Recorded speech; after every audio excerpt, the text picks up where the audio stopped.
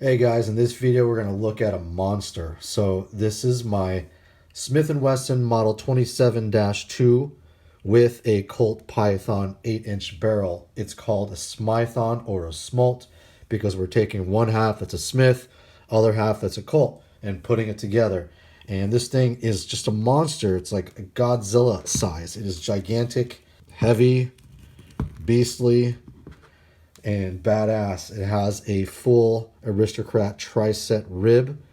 This whole thing has been hard chromed, extended cylinder release from Hogue, custom hand carved grips from Thailand. The internals have been modified. I did put back the stock hammer spring just to set off all the primers 100%.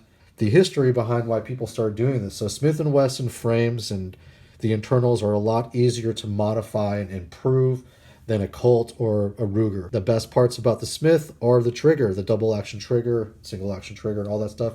It's great. People like using Colt Python barrels because they're more accurate. The twist rate was different. I think the bore was even a little bit smaller. So the Python's barrels were known to be superior.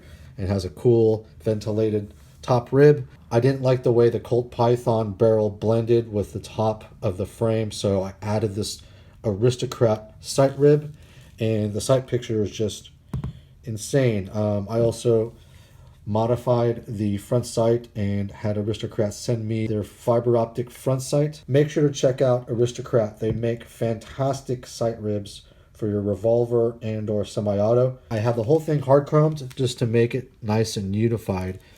And this thing is just fantastic. The size of that cylinder. Yeah, this thing weighs 67 ounces, so over 4 pounds. There's almost no recoil when we're shooting 38 special wad cutter. And with 357, it's not bad as well, just because this thing is so beastly and awesome. I love shooting this thing. The trigger is great. I put a Power Custom extended nose on there to set off primers a little better. It's just a light switch for the single action, and I actually like shooting the double action a lot more, and I smoothed it out a lot. When I first got it, it was really just heavy and kind of felt like it just needed some tuning, and right now you can really feel how smooth it is. I'm just going slow just to show you the travel. It's just a beautiful beast. I'll call this thing Godzilla.